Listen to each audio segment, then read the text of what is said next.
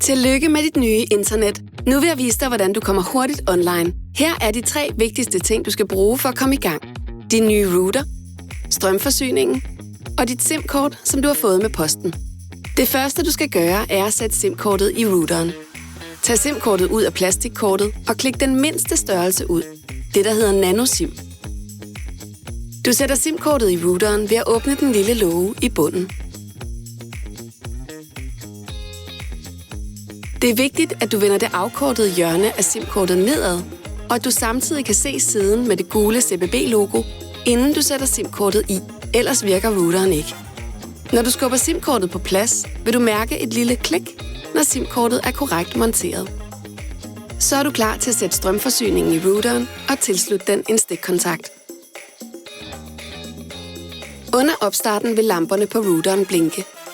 Når routeren er online på 5G-nettet, lyser den blåt. Hvis routeren er online på 4G-nettet, lyser den grønt. Det smarte er, at den selv finder ud af, hvor der er bedst dækning. Tillykke med dit nye internet.